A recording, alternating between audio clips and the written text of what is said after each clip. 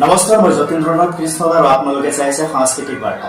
আজি এনেকুৱা এগৰাকী ব্যক্তিৰ লগত আপোনালোকক পৰিচয় কৰাম, যিগৰাকী ব্যক্তি মহাপুৰুষ শ্ৰীমন্ত শংকৰ গুৰুজনাৰ কৃষ্টি সংস্কৃতিৰে সমৃদ্ধ। মহাপুৰুষ শ্ৰীমন্ত শংকৰ গুৰুজনাৰ এখন হৰিনাম ধৰ্মৰ এই যি বিশাল ভক্তি ক্ষেত্ৰখনত সমস্ত জাতি বৰ্ণ নিৰ্বিশেষে এক কৰাৰ মানসেৰে গুৰুজনে এখন হৰিনাম ধৰ্ম প্ৰৱৰ্তন কৰি এখন হৰিনাম ধৰ্মৰ এই গতিধাৰাত সংস্কৃতিৰ যি বৰভেটি নিৰ্মাণ কৰিছিল, গীত, নৃত্য, নাট, ভাওনা আদি এই বিশাল ক্ষেত্ৰখনত বাল্যকালৰে পৰা জড়িত হৈ বৰ্তমান সময়ত এগৰাকী প্ৰসিদ্ধ মহাপুৰুষ শ্ৰীমন্ত শংকৰ গুৰুজনাৰ সংস্কৃতিৰ সাধক শ্ৰী নকুল দাস। আমি আপোনাক স্বাগতম জনাইছোঁ আমাৰ অনুষ্ঠানলৈকে। নমস্কাৰ। আপোনাৰ জীৱনৰ এই যি যাত্ৰা, সংস্কৃতিৰ জগতত যাত্ৰা, আৰু আপুনি নীৰৱ এক কৃচ্ছ সাধনাৰে আপুনি গতি কৰি আছে, কেতিয়াৰ পৰা আৰম্ভ কৰিলে? মই প্ৰায় সৰুৰ পৰাই মই মা কোৱাৰ পৰা জানো। মই 8-9 বছৰৰ পৰাই মানে নাগৰা বজাওঁ। আপুনি আজি কৈছে জগন্নাথ কাকাৰ কথা। মই জগন্নাথ কাকা মোৰ নাগৰাৰ গুৰু আছিল। তেখেতে নাগৰা শিকাইছিল আৰু মোৰ পিতাও নামৰ পাঠক আছিল, থিয় নামৰ পাঠক আছিল, খোল বজাইছিল। আমি নাৰায়ণ ঠাকুৰ এটা সত্ৰ, আমাৰ গাঁওখনৰ নাম গজিয়া। এখন গজিয়া সত্ৰখন আমি অৱশ্যে জনীয়া সমষ্টিৰ মানুহ, আমি সমষ্টিটো জনীয়াত পৰে। আৰু এটা গজিয়া সত্ৰখন হ'ল আমাৰ নাৰায়ণ ঠাকুৰ এটাৰ সত্ৰ। আমি কলৰা সত্ৰত আছিলোঁ। কলৰা সত্ৰৰ পৰম্পৰা মতে আমাৰ যিখিনি গাঁৱত গায়ন বায়ন, ঘোষা কীৰ্তন, ওজাপালি, থিয় নাম এই আমাৰ গাঁৱত এতিয়াও চলি আছে। আৰু আমাৰ বংশগত হিচাপে আমাৰ বংশত আটাইবিলাক এইবিলাকত জড়িত হৈ আছিল। বোধহয় সেই সৰুৰ পৰা এইবিলাক শুনিছিলোঁ, শুনি সেই প্ৰতি আকৃষ্ট হৈছিলোঁ। আমি এনেকুৱা নাম কিতাৰ পৰা পাইছিলোঁ। নাগৰাৰ কথা ক'লোঁ, জগন্নাথ মোৰ গুৰু আছিল। পিছত মই যেতিয়া মই স্কুল কলেজ আহিলোঁ, তেতিয়া মোৰ স্কুলৰ সময়ত মোৰ গুৰু খগেন ওস্তাদ, অসমৰ প্ৰথম সংগীত বিশাৰদ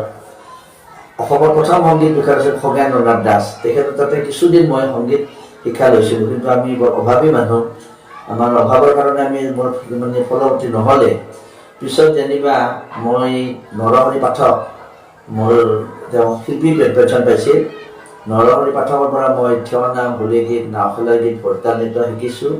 আৰু লোকগীতৰ গুৰু মানিছিলোঁ সুধীৰ দাসৰ পৰা পাইছোঁ।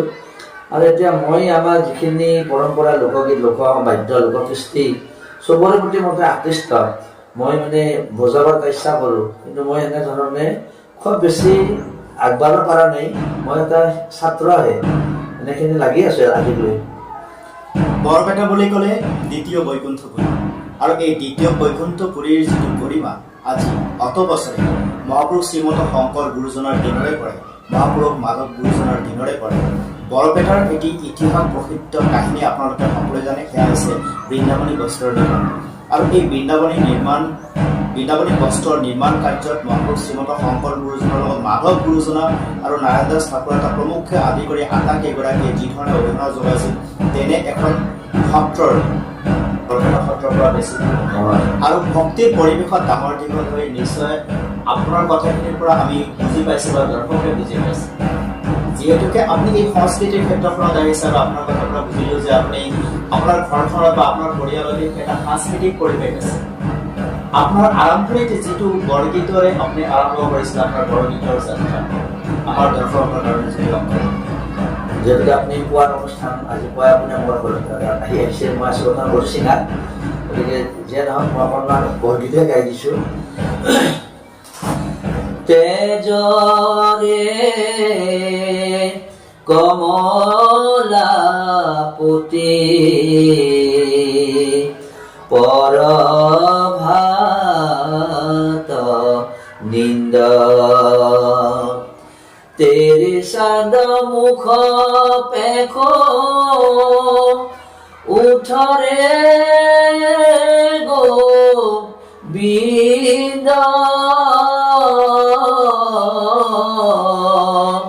তেজৰে কমলাপতি পৰভাত নিন্দ। অতি সুললিত কণ্ঠ, এনেকুৱা কণ্ঠ যেতিয়া ৰাতিপুৱা পুৱাৰ জাগৰণ বৰগীত বাজিব, নিশ্চয়কৈ মনত এক প্ৰশান্তিয়ে বাহ ল'ব। আৰু সেই প্ৰশান্তিৰ সৃষ্টিৰ শীলতাত মহাপুৰুষ মাধৱ গুৰুজনে কিন্তু আমাক এই জীৱক ধন্য কৰিবৰ সুন্দৰ এটি মাধ্যম দি গৈছে, সেয়া হৈছে বৰগীতৰ মাজেৰে সংগীতৰ সাধনা। আচলতে আপোনাক আমি কি বুলি ধন্যবাদ দিম যে আপুনি বৰ্তমান সময়ত যিখিনি কৰিছে বাল্যকালৰ পৰা বৰ্তমান সময়লৈকে আমাৰ বিলুপ্তপ্ৰায় কিছুমান গীতক আপুনি আগবঢ়াই লৈ গৈ আছে, যেনেকুৱা হোলী গীত, বিয়া নামৰ গীত। এই যিখিনি পৰম্পৰা আছে এই পৰম্পৰাখিনি আমাৰ মাজত নাই। আপুনি কি ক'ব খুজিব এইখিনি কেনেদৰে আমি আমাৰ প্ৰজন্মৰ মাজত আমি আনিব পাৰিম, গুৰুজনাৰ সংস্কৃতিৰ পথাৰত আমি ইয়াক আকৌ খুব বহুলভাৱে চৰ্চিতলৈকে লৈ আনিব পাৰিম? আমাৰ যি গুৰুজনাৰ সৃষ্টি, আমাৰ পৰিচয়, জাতিৰ পৰিচয়, আমাক তেওঁ যিখিনি দি থৈ গৈছে গুৰুজনাই, বৰগীত, ঘোষা, নাম, হোলী গীত, এইখিনি আমি গুৰুৰ পৰাই পাইছোঁ। কিন্তু এই বস্তুখিনি এতিয়া হয়তো নতুন প্ৰজন্মই লৈছে, আঁকোৱালি লৈছে। ইয়াত কিছু আমাৰ ল'ৰাবিলাকৰ কিছু মানে অনীহা দেখা যায়। আজিকালি ছোৱালীৰ সংখ্যা বেছি। ছোৱালীবিলাকে, মই হৰিচিঙাত যে আছোঁ, প্ৰায় 100জনমান ছোৱালী শিকি আছে আৰু ল'ৰাৰ সংখ্যাটো কম। অৱশ্যে কৰ্মব্যস্ততাৰ কাৰণে আহিব নোৱাৰে, দোকান থাকে, এবাৰ স্কুল থাকে, যে নহওক। কিন্তু আমাৰ যিখিনি কৰ্তব্য, আমি যিখিনি পাইছোঁ, সেইখিনি আমি মানুহক আমি দিয়াৰ কাৰণে আমি যত্ন কৰোঁ। আমি শিকাব পৰা নাই, আমি সহায় কৰিব আহিছোঁ, সহায় কৰিম। গতিকে আমাৰ নাওখলা গীতৰ কথা কৈছে আপুনি, হোলী গীতৰ কথা কৈছে, আমাৰ লোকগীত আছে, আইনাম আছে, ধাইনাম আছে, বিয়া গীত আছে, গোটেইখিনি আমাৰ ভৰা অসমৰ। গতিকে মই যিখিনি পাৰোঁ আমাৰ আইসকলৰ এতিয়াই কথা বাৰ্তা কৰিলোঁ, হৰিচিঙা দেউলৰ গীত আছে, আমাৰ আইসকলে গোৱা গীত, এইবিলাক বহুত নোহোৱা হৈ গ'ল। অকণমান মই গাই দিছোঁ যদি সময় আছে। ফাগুনৰ মাহতে হাতী দেউল যাতৰা, দেউলৰ ওপৰে দেখে মাছ মগৰা, মাছ নহয় মগৰ নহয় জগতৰে হৰি, ইনাই বিনাই কান্দে ধৰণীতে পৰি, থানৰে গোপিনী থান কাপোৰ গৈছে অ মোৰ মাৰে কাঠৰ মাকো, বা কইলা ঠাকৰে থান কাপোৰ উৰিব মাৰি দিন গাঁৱতে থাকো, হে গোপিনী আই অ মোৰ গহেকে নিদিবি লাই, পাথাৰ ফুৰতে ঘুঞ্চাতা মুখাই গহতে বিশ্বাসে নাই। এইবিলাক গীত আজিকালি মৃতপ্ৰায় অৱস্থা। ঠিক তেনেকৈ নাওখলাৰ গীতবিলাকো আমাৰ, যিহেতুকে আগতে পানীতে আমাৰ মানুহখিনি, বৰপেটা অঞ্চল 10 অঞ্চল আছিল, 6 মাহ পানীয়ে থাকে। আজিকালি যেনে ধৰণৰ মানুহৰ পদূলিৰ মুখত ৰং বিৰঙৰ গাড়ী থাকে, সেই সময়ত বৰপেটাৰ বেপাৰী মহাজনৰ ঘৰৰ আগত নাও আছে, বিভিন্ন নাও আছে, বৰ নাও, 504 মন ধান মাল বস্তু কৰিব পাৰে, মাটি কাটাৰ নাও, সেইকাৰণে চিকাৰ কৰিব গৈছিল, ৰাতি মাছ মাৰিব যায়। কেইবা ধৰণৰ নাও আছে? এখন নাও আছিল খেল নাওৰ কাৰণে, নাওখলাৰ কাৰণে সুসজ্জিত কৰিছিল। ভাদ্ৰ মাহ তিথি আহিলে আমাৰ মহাপুৰুষ শংকৰদেৱ মাধৱদেৱৰ নাওখলা গোৱাটো পৰম্পৰা আছিল। স্বাধীনতা দিৱসত নাওখলা হৈছিলে। স্বাধীনতা দিৱসত নাওখলা দেখি পৰম আপ্লুত হৈ শৈলধৰ ৰাজখোৱাই অসমৰ কাশীপুৰী দ্বাৰকা মছুৰা কৰি অসমৰ বৰপেটা ধাম চাই যোৱা বাটৰুৱা পৰাণ জোৰাই যোৱা শুনি যোৱা হৰি গুণৰ নাম। তাৰমানে বহুত প্ৰকাৰৰ নাও, আপুনি বিভিন্ন প্ৰকাৰৰ নাও আছিল। আমাৰ খেলৰ কাৰণে সুসজ্জিত কৰি ৰং বিৰঙৰ নাও বনাই থৈছিল। সেই নাওখন খেলৰ কাৰণে আৰু এমাহমান আগৰ পৰাই প্ৰস্তুতি চলে। মানে যেনেকৈ ফুটবল ক্ৰিকেট প্লেয়াৰৰ যেনে হায়াৰ কৰে, নাও বাইচাসকলকো সুঠাম ডেকাবিলাকক মানে সুসজ্জিত কৰি ৰাখে। আৰু তেতিয়া গীতৰো মানে আখৰা হৈছিল, অ কি হৰি হে অৰ্জুন ৰথৰ হাৰথি নাৰায়ণ হৰিয়ে, সুধনা দেখিলা কৃষ্ণ ৰথৰ উপৰে হৰিয়ে, পৰজোৰ কৰি বীৰে নানা স্তুতি কৰে হে, অৰ্জুন ৰথৰ হাৰথি নাৰায়ণ হৰি, ও মোৰ মলুৱাৰে, ও মোৰে মলুৱা কোনে মাৰিলা হাই মোৰ মলুৱাৰে, কি নেঠা নেঠা কৰে তাই আয়ো হৰিহে নেঠাই আনি দিলো মই আয়ো হৰি ও নেঠাতে ধৰি ধৰি কান্দে মোৰ মোৰ এনে ধৰণৰ বিভিন্ন গীত আছে। এই গীতখিনি গোৱা হয় শ্ৰমৰ লাঘৱ হোৱাৰ কাৰণে। এজনে গীত লগাই দিয়ে, আমাৰ যেনেকৈ ওজাপালিৰ ওজা বুলি কয়, থিয় নামৰ প্ৰথম বুলি কয়। নাও খেলাৰ যিজনে গীত লগাই দিয়ে এটা বিশেষ নাম আছে, কণা কাটা বুলি কয় প্ৰথম। আচলতে আজি মোৰ কথা ক'বলৈ ইচ্ছা নাই, আচলতে এখেতৰ কথাবোৰ আজি শুনিব বৰ আৰু নাও যোনে বনাই কাঠ মেষ্ট্ৰি, আমাৰ চকী মেজ বনাই এইবিলাক মেষ্ট্ৰিয়ে ক'ব, কিন্তু না বনোৱা মানুহক কয় সুতৰ। গতিকে আজি এইটো এটা নতুন শিকিব লগা বিষয় যে যিসকল ব্যক্তিয়ে নাও তৈয়াৰ কৰিছিল তেওঁলোকক সুতৰ বুলি কোৱা হয়, তেওঁলোকক কাঠ মিস্ত্ৰী বুলি কোৱা নহয়। গতিকে আমি এনেধৰণৰ কথাবিলাকক আচলতে জানিব লগা আছে, আমাৰ প্ৰজন্মৰ মাজত প্ৰচাৰ কৰিব লগা আছে। আজি মোৰ এনেকুৱা লাগিছে যে এখেতৰ কথাকে শুনি থাকো, এখেতৰ গীতকে শুনি থাকো, কিন্তু যিহেতুকে আমাৰ দৰ্শকসকল কিছু কথা জানিব খুজিব, সেইকাৰণে জনাবলৈ চেষ্টা কৰিছো। আপোনাক আমাৰ দৰ্শকে জানিব খুজিব আচলতে নকুল দাস কি, ক'ত, কেনেকৈ বিখ্যাত। আপোনাৰ জন্মস্থানৰ পৰা আৰম্ভ কৰি আপুনি কেতিয়ালৈকে স্কুলীয়া শিক্ষা আৰম্ভ কৰিলে, কেতিয়া শেষ কৰিলে?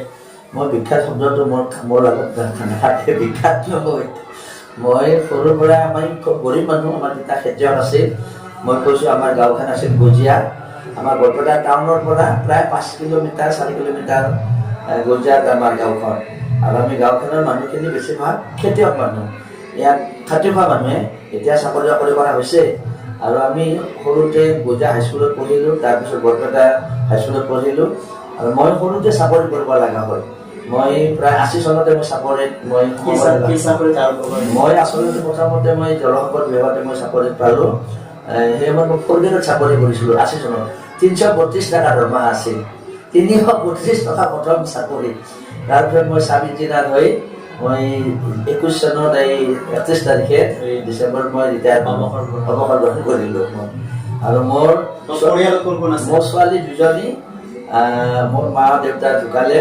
মোৰ 7জনী ভণ্টি আছিল, 7জনী ভণ্টি, মই অকলে। গতিকে এই বস্তুটোৰ নাম হোলী গীত যে নাম গাওঁ, সেইটো মোৰ বস্তু নহয় আচলতে। মই ইমান গৰীব মানুহ। আজিৰ দিনত 7জনী ভণ্টি থকাটোতো সহজ কথা নহয়। পঢ়া শুনা, লালন পালন, ঘৰৰ পোহৰৰ কথা থাকে। 360 টকা 332 টকা দৰমহা পাই আজিকালি দিনত। যে নহওক 7জনী ভণ্টি মোৰ ধুনীয়াকৈ বিয়া হৈ গৈছে। আৰু মোৰ 2জনী ছোৱালী, ডাঙৰজনী ছোৱালী তাই ডিব্ৰুগড় ইউনিভাৰ্চিটিৰ পৰা তাই পাৰফৰ্মিং আৰ্টছৰ পৰিৱেশ কলা, তাই MA কমপ্লিট কৰিলে, এখন কলেজত সোমাইছে। আৰু সৰুজনীলৈও তাই BA পাছ কৰি আমাৰ হেণ্ডলুম টেক্সটাইলত তাই ট্ৰেইনিং এটাত মানে সোমাই আছে। আৰু মই আচলতে খেতিয়ক মানুহ। মই চাকৰি কৰা বুলি পৰিচয় দিলে ভাল নালাগে। মই চাকৰিহে, মই খেতি কৰোঁ। মোৰ ফিচাৰী আছে, মই পথাৰতে মই লাগি থাকোঁ বেছি সময়। মই খেতি কৰি ভাল পাওঁ। সঁচা অৰ্থত ক'বলৈ গ'লে এয়াই জীৱন, আৰু এয়াই হৈছে জীৱনৰ লক্ষ্য উদ্দেশ্যৰ পথত আগবাঢ়ি যোৱা উদাৰ মনৰ এগৰাকী ব্যক্তি শ্ৰী নকুল দাস। নকুল দাসক আপোনালোকে শুনিলে, নকুল দাসক আপোনালোকে জানিলে, নকুল দাসৰ লগত আপুনি যোগাযোগ কৰিব পাৰিব। আমাৰ মাজৰ পৰা বিলুপ্ত প্ৰায় হ'ব ধৰা এই যিখিনি গীত, আই নাম, দিহা নাম, ঘোষা নাম, থিয় নাম, বীৰ নাম, তাৰ লগে লগে নাও খেলাৰ যি গীত, নাও খেলাৰ পৰম্পৰা ক'ৰ পৰা কেনেদৰে আৰম্ভ হ'ল আপোনালোকে শুনিলে। এই ইতিহাসখিনি আমাৰ জানিবৰ দৰকাৰ আছে। বহুত ক্ষেত্ৰত আমি জানো বা শুনো যে দিহা নাম মহাপুৰুষ শ্ৰীমন্ত শংকৰ মাধৱ গুৰুজনে সৃষ্টি কৰা নাই। এই দিহা কেতিয়াৰ পৰা কেনেদৰে আহিলে? দিহা বুলি ক'লে আমি কি বুজিম? দিহা মানে কিটো? দিহা মানে অভিধানিক অৰ্থত পৰামৰ্শ, উপদেশ। দিহা মানে পৰামৰ্শ, উপদেশ। সমাজত উপদেশ পৰামৰ্শ দি গোৱা নামকে দিহা নাম। ই মহাপুৰুষ শংকৰদেৱ মাধৱদেৱৰ সৃষ্টি নহয়, এইটো লোকৰঞ্জক নাম।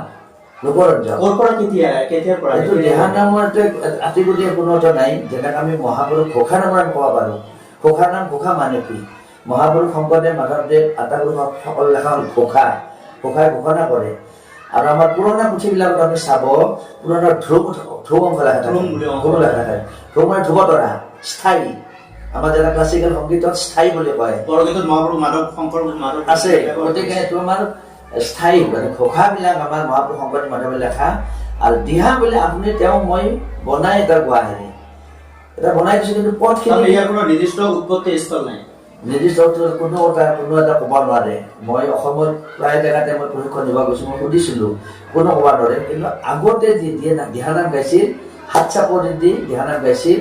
মাত্ৰ লহৰী বাদ্য একদিন। কিন্তু বৰ্তমান সময়ত দেখা যায় যে নাগৰা, খোল, তাল, অ বাঁহী, হাৰমনিয়াম পৰ্যন্ত সোমাই গৈছে। লহৰী বাদ্য একবিধ বজাইছে, সেইটো লহৰী বুলি কয়, আমাৰ তাতে খমক বুলি কয়, খমক বুলি কয়, কাষত লয়, সেই বাদ্য হাত চাপৰি বজাইছে। এতিয়া আমাৰ বিভিন্ন অসমৰ আগশাৰীৰ শিল্পীয়ে ইয়াক আঁকোৱালি গাইছে, গোৱাৰ কাৰণে ইয়াক বাদ্যযন্ত্ৰ টিউনত লৈছে, লোটাৰা, ডগৰ, বাঁহী, শুনা ভাল লগা হৈছে, মানুহে আঁকোৱালি লৈছে।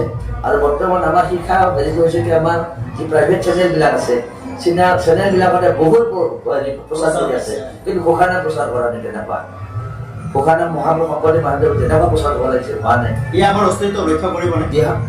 দিহানামে আমাৰ কোনো এটা হেৰি নহ'ব, কাৰণ দিহানাম গাই আছে, কিন্তু দিহানাম নাম মানে কায়, নাম কাক বোলে? হৰিৰ গুণানুকীৰ্তন যি কৰিব পাৰে সি হ'ল নাম। য'ত নাম হৰি কৃষ্ণ শব্দ নাথাকে নাম নহয়। এতিয়া নাগৰা তাল বাজলে চাপতি দিলে যে নাম হ'ব, এইটো নহয়। এই ভূপেন হাজৰিকা মনতে ভূপেন হাজৰিকাক লৈও মানে নাম ওলাইছে, সৰ্বেশ্বৰ তালুকদাৰ মনত সৰ্বেশ্বৰ তালুকদাৰ নাম গাইছিল। আচলতে সেইবিলাক নামত নপৰে। এতিয়া আমাৰ নাম হ'ব লাগে হৰিৰ গুণগান, মহাপুৰুষ শংকৰদেৱ মাধৱদেৱে লেখা বৰগীত, নামঘোষা, কীৰ্তন ঘোষা, ভাগৱত, ৰামায়ণৰ পৰা গীত পদ ৰচনা কৰে, সেইবিলাকেহে আচলতে নাম। এনেধৰণে কথা পাতিলে বহুতখিনি কথা পাতিম। আপোনালোকে ইতিমধ্যে হয়তো বেক স্ক্ৰীণত শুনা পাইছে যে পিছফালৰ পৰা গীতৰ ধ্বনি বাজি আছে। আচলতে আমি এনেকুৱা এটা ঠাইত আছো বৰ্তমান। আজি আমি শ্ৰীমন্ত শংকৰদেৱ সত্ৰ হৰিসিঙৰ হীৰক জয়ন্তী উৎসৱত আমি আছো, আৰু এই মুহূৰ্ততে এখেতক লগ পাই এখেতৰ লগত কথা পাতিবৰ কাৰণে লোক সামৰিব নোৱাৰি আচলতে কথা পাতিছোঁ। এখেতৰ লগত দীৰ্ঘদিনীয়া এটা সম্পৰ্ক আছে যদি আমি এনেধৰণে বহি কথা পাতিব পৰা নাছিলোঁ। আৰু আজি আপোনালোকে নিশ্চয়কৈ এখেতৰ কথাখিনি শুনিলে, এখেতৰ কথাৰ মাজত বহুতখিনি তথ্য আমি আপোনালোকক দিবলৈও যত্ন কৰিলোঁ। আচলতে আমি পৰৱৰ্তী সময়ত এখেতৰ লগত আকৌ বহিম, আকৌ আপোনালোকক বিভিন্ন ধৰণৰ কথা শুনাম, এখেতৰ গীত শুনিম, এখেতৰ যিখিনি অভিজ্ঞতা আছে, যিহেতুকে তেখেতে বহুত দিন কাল ধৰি বিভিন্ন স্থানত আমাৰ মহাপুৰুষ গুৰুজনৰ কৃষ্টি সংস্কৃতিক তেখেতে প্ৰচাৰ প্ৰসাৰ কৰিছে, কৰ্মশালা পাতিছে, কৰ্মশালাৰ যোগেদি শিক্ষা দিবৰ প্ৰয়াস কৰিছে। গতিকে আহক আমি এখেতৰ এই যিখিনি সংবাদ আজি এই আলোচনাৰ যোগেদি দিয়া হ'ল, এইখিনি প্ৰচাৰ প্ৰসাৰ কৰক, ভিডিঅ'টো লাইক কমেণ্ট শ্বেয়াৰ কৰক। নিশ্চয়কৈ পৰৱৰ্তী সময়ত আমাৰ প্ৰজন্মই এখেতৰ কথাখিনি উপলব্ধি কৰিব পাৰিলে আমাৰ সমাজত গুৰুজনে দি যোৱা কৃষ্টি সংস্কৃতিৰ বৰপথাৰখন সঁচাকৈ বৰপথাৰ হৈ থাকিব, য'ত আমি সকলো বস্তু সমানভাৱে বিচাৰি পাম। এইখিনি সময় দিয়াৰ কাৰণে ধন্যবাদ জ্ঞাপন কৰিছোঁ।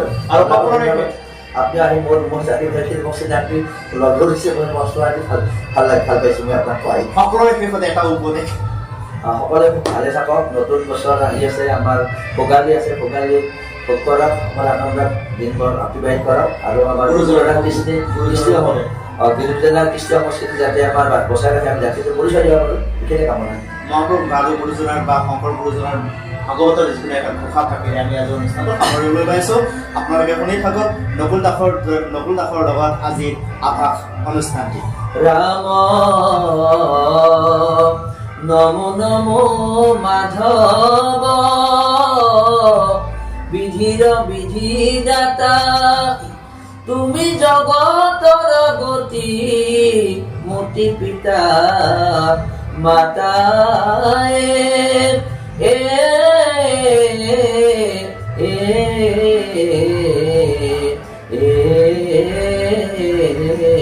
তুমি পৰমাত্মা জগতৰ ইশ একো বস্তু নাহি কেতো মাত ব্যতিৰেক, এৰা তুমি কাৰ্য কাৰণ সমস্ত চৰাচৰ, সুবৰ্ণ কুণ্ডলে যেন নুহিকে অন্তৰ, তুমি পশু পক্ষী সুৰা সুৰতৰু তৃণ, এবা অজ্ঞানত মূঢ়জনে দেখে ভিন ভিন, এবার তোমার রেখে মায়ায় মোহিত সর্বক্ষণ, তুমি আত্মা তোমাক ন জানে একোজন, সমস্ত ভূতরে তুমি আশা হৃদয়ত, এবার তত্ত্ব নাপাই তোমাক অবিচারে বাহিরত,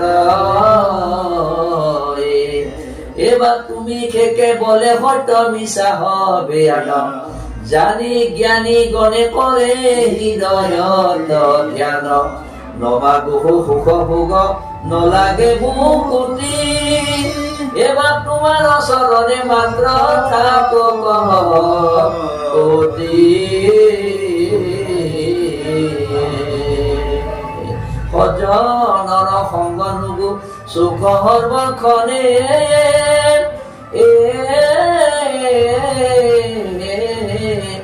এতেকে প্ৰসাদ মাগো তোমাৰ চৰণে হৰি ৰাম ৰাম